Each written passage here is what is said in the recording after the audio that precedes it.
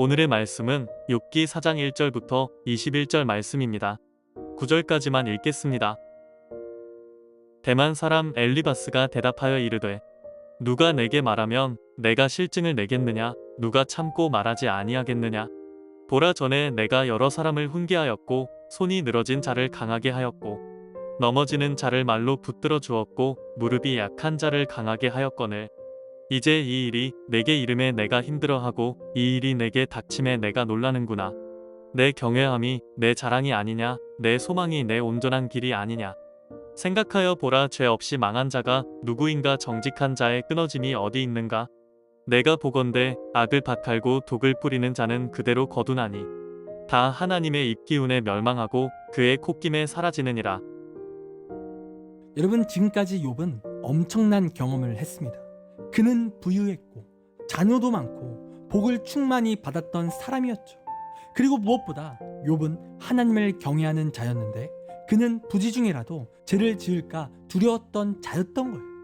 그런데 이러한 모습을 본 사탄이 욥이 하나님을 경외할 때 그냥 하나님을 경외하는 것이 아니라 하나님이 그의 삶에 복을 주셔서 그가 하나님을 경외하는 것이라고 그렇게 말하며 하나님께 따졌다라는 거예요. 그래서 하나님께서 사단에게 이 욥을 시험케 허락하시는데요. 여러분, 여기서 하나님이 이 욥을 시험하실 때 여러분, 단순히 이 욥을 시험코자 하는 목적이 그를 힘들게 하시는 그러한 목적이 아니었다라는 거예요. 여러분, 하나님께서는 이미 욥이 승리할 수 있음을 아셨고 또 믿으셨기에 감당할 수 있는 시험을 그에게 주셨다라는 겁니다. 여러분, 하나님께서는 어떤 사람에게 시험을 주실 때 그가 감당하실 수 있는 만큼만 시험을 주시는 거예요. 여러분, 감당하지 못하는 자에게는 그러한 시험은 없습니다. 여러분, 그리고 이러한 시험을 통해 욥을 더욱더 한 차원 더 믿음의 성정을 이루게 하시기 위해 이러한 시험을 하나님께서 그에게 주셨다라는 겁니다. 여러분, 그리고 욥은 그의 부와 그의 자녀들이 다 사라졌음에도 불구하고 여전히 하나님을 믿고 하나님을 경외했던 자였다라는 거예요. 여러분, 물론 어제 본문에서 그가 그의 감정을 드러내면서 고통스러움을 드러냈지만 그럼에도 불구하고 그는 여전히 하나님을 신뢰했었습니다. 그리고 오늘 본문에서 욥의 친구 중에 대만 사람 엘리바스라는 사람이 욥을 찾아와 이러한 말을 욥에게 하는데요. 7절부터 9절입니다. 생각하여 보라, 죄 없이 망한 자가 누구인가? 정직한 자의 끊어짐이 어디 있는가? 내가 보건대 악을 밭갈고 독을 뿌리는 자는 그대로 거두나니 다 하나님의 입 가운데 멸망하고 그의 콧김에 사라지느니라.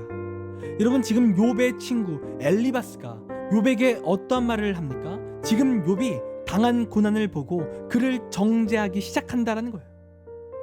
여러분, 모든 심판의 이유는 죄에서 비롯되는데 이 욥이 죄를 지어서 하나님이 이러한 심판의 벌을 준 것이 아니냐라는 말을 지금 그렇게 말하면서 그에게 따지고 있다라는 거예요. 여러분, 맞습니다. 여러분, 하나님께서 어떤 사람에게 심판을 주실 때 여러분, 그 심판의 이유 중 가장 큰 이유는 죄 때문일 가능성이 큰 거예요. 여러분, 이스라엘이 과거에 나라가 망한 적이 있어요. 그리고 바벨론이라는 나라에 포로로 끌려갔었죠. 그리고 이러한 고난이 왜 이루어졌다고 성경이 말합니까? 이스라엘의 범죄 때문이라고 그렇게 분명히 말하고 있다는 거예요. 여러분, 그래서 오늘 욥의 친구 엘리바스가 한 말이 무조건 다 틀리다라고 말할 수가 없다는 거예요. 죄를 지으면 죄에 대한 합당한 결과를 받는 그러한 인과응보가 일어난다라는 거죠. 여러분, 그러나 우리가 계속해서 욥기의 말씀을 살펴본 대로 욥의 고난의 이유는 그의 죄 때문이 아니었습니다. 여러분, 그는 하나님을 경외했던 자였던 거예요. 죄를 짓는 자가 아니라 하나님 앞에 죄를 짓는 것을 두려워했던 자가 욥이었던 거예요. 그런데 오늘 욥의 친구가 이 사실도 잘 모른 채 욥에게 찾아가 다 너가 죄를 지어서 이러한 일을 당하는 거야, 다 너 때문이야 라고 말하며 지금 욥에게 상처를 주고 있다는 거예요. 여러분, 그리고 이 욥의 친구 엘리바스가 이러한 말을 전할 때 여러분, 그 근거가 뭔지 아십니까? 여러분, 8절 말씀을 보면 내가 보건대 라고 그가 말하고 있다는 거예요. 여러분, 한마디로 그가 하나님의 말씀을 받은 것도 아니고 그냥 자신이 볼 때에는 너가 죄를 지어서 이렇게 된 거야, 이러한 말을 지금 하고 있다는 거예요. 내가 볼 때에. 여러분, 그러니까 앞서 말씀드린 대로 인과응보, 권선징악으로 볼 때 너는 그냥 하나님 앞에 죄를 지어서 그렇게 된 거야 라는 말을 지금 그가 하고 있다는 거죠. 여러분, 요한복음의 말씀을 보면 한 맹인이 나옵니다.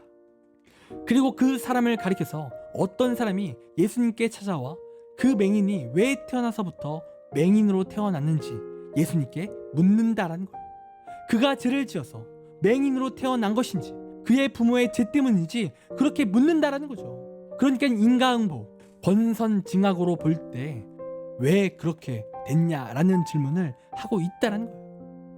여러분, 그러나 예수님께서 어떠한 말씀하십니까? 그의 죄도 아니고 그의 부모의 죄도 아니라는 말씀을 하신다라는 거예요. 하나님께서 그러한 그를 통해 하실 일이 있기에 저러한 맹인으로 태어나게 하셨다라는 말씀을 하신다라는 거죠. 그러니까 인과응보도 아니고 권선징악도 아니라는 거예요. 이 인과응보와 이 권선징악은 사람의 인본주의라는 것입니다. 여러분, 분명 하나님께서 오늘 욥처럼 또 그 맹인처럼 위대한 일이 계셔서 그러한 일로 그들을 사용하고 계신데, 여러분, 오늘 욥은요 그 고난을 통해 지금 쓰임받고 있습니다.